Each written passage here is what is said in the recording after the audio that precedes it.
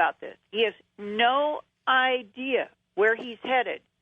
And now, let's move on with the story.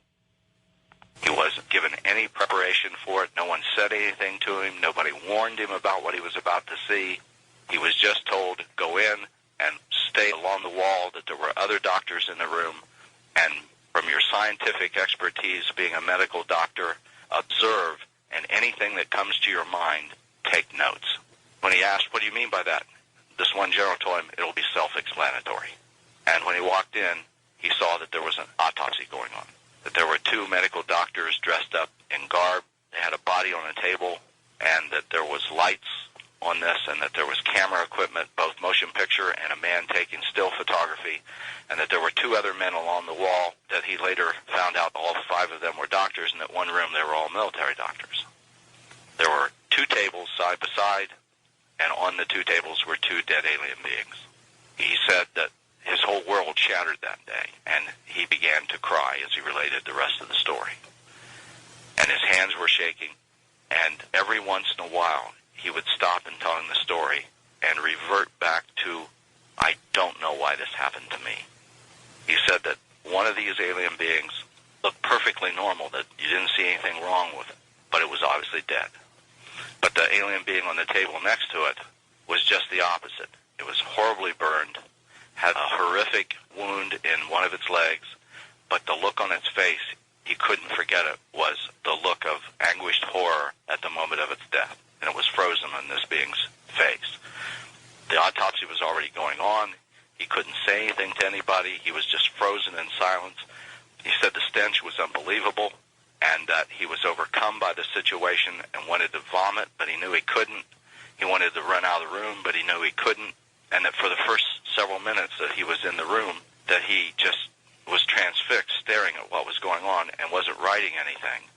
And then he remembered the directive he was given, write. Anything that comes to your head, write it down. So he said, with almost not looking at the paper, just staring at what was going on, anything that came to his head, he wrote it down on the paper. He said that these were obviously living creatures, but unlike any kind of living creature that he'd ever seen before, he said it was like they weren't real, like they were dolls or something. And I said, I don't understand what that means. And he said, they just didn't have the appearance of being weathered. And I said, I don't understand what you mean. He said, well, look at your skin. Think about living creatures. They're not pristine. They don't look like a doll sitting on a shelf.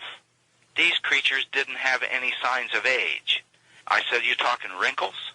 He said, exactly. They didn't look like they were wrinkled. They looked like big, huge 4-foot dolls.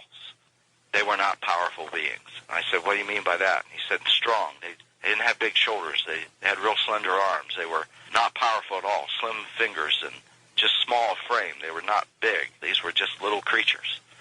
And the first thing about them that he noticed right away was when they were looking at one of the eyes. He said that this eye that they were examining, it wasn't anything like a human eye, and it didn't even look like some kind of living creature's eye. He said it was more like an optical instrument. He said it had layers, and it looked like some kind of optical device more than it did a real eye. It wasn't like it was living tissue like you would see in a human eye or any organism. He said it was more like an optical device from a camera or something like that. It didn't look living. It looked mechanical.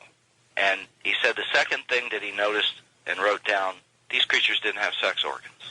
And that led to him medically beginning to think, there's no way for them to relieve themselves. There are no exterior orifices. If these things are living creatures, all living creatures eat, and all living creatures expel waste. I don't see how they do that, he said.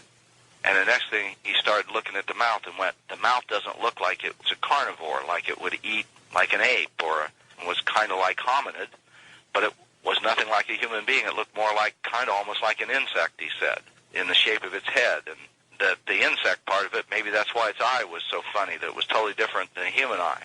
It didn't look like it ate, like it was solid food, or that it might live on fluids or something. But then knowing how a human being expels liquid from its body, how did this creature do that? And he couldn't see any signs of that. And then he said they opened up the thoracic section of the body, and that it had organs and internal components, but nothing like a human being, and not nearly as complex. And that really got his attention right away. you open up a human being that's just packed with all sorts of things, including the GI tract and the lungs and all that, and there were living things inside, but not what he would have thought of. These creatures weren't as complex as we were. There was just things missing inside of them. It baffled him. They're obviously a living organism, but how does this living organism function? And the next thing he noticed, he said, was its hands. Their hands were, for the size of the body, larger, but very delicate with long fingers, and there was something odd about them. There was like pads on their fingertips. And I said, do you think these things were intelligent? He looked at me kind of stunned, and I said, well, how could they not be? This isn't their world, and they're here. And I hadn't thought about that. I was just overwhelmed by the story. These are extraterrestrials. These are people from another world. And now I'm starting to get overwhelmed by the whole thing. And this was what was disturbing him so bad, this event that happened to him in his past. He said that the next thing he noticed about them was that he didn't see anything else in the room but them. And I asked him, what do you mean by that? And he said, clothing. They were naked, dead bodies, and you didn't see anything that might belong to them in the room. He said, exactly. There was nothing in the room. And there was this horrible stench, unlike any smell he'd ever smelled before. And that when he started watching their bodies and just looking at them from head to toe, he said they had a very pale complexion, but what was their body, the skin, their covering, it almost had a fabric-like look to it. And I said, what do you mean by that? And he said, I mean just that. It was obviously their flesh, their body, but it sure didn't look like soft human tissue that is on a human body. This was nothing like anything he'd seen before. It was just like it was fabric. It was almost as if it had a suit on, but that the suit was its flesh at the same time. And he said it also dawned to him when he was sitting there, they got the wrong people here. And I said, what do you mean by that? And he said, well, since these things aren't really human and just sort of kind of look like humans, why don't we have zoologists here or anthropologists here or people that understand more life forms than just human beings? And, George, remember recently I had on Coast the Navy Chief Yeoman Thomas Coleman Shepard? Yes. And he was in Okinawa at the White Beach Naval Base on Thanksgiving night of 1976. That would be 1 year after this conversation between Ronnie Secoy and the Colonel Flight Surgeon from Ohio. And Thomas Coleman Shepard described the black and white photographs that he and two other colleagues saw in a classified vault, and the photographs were in files that were stamped MAJIC, which is the classification stamp for Majestic 12 in all the leaked documents that I, Bob and Ryan Wood, and others have seen.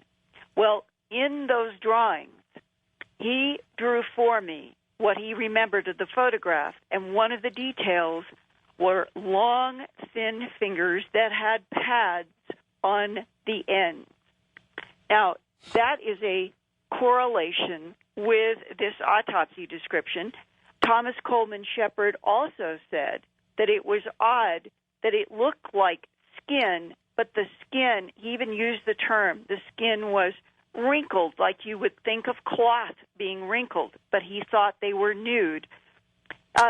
This idea that we are dealing with entities that were retrieved in the late 1940s from vehicles, aerial vehicles that were described by our own government in a variety of documents as interplanetary, celestial, and finally, enemy weapons systems, as they were later on described. And when you realize that you have a body that this flight surgeon, as he's describing to Ronald Secoy, is seeing skin, quote, that is not organic, and he's seeing eyes that are not organic. They are described as optical instruments, and today we have a word for this. It is called android, yes, with robotic parts. And I want to reinforce another paragraph from what I still think is one of the most important books ever contributed from firsthand military intelligence knowledge, and that is The Day After Roswell, that was first released in 1997 and was authored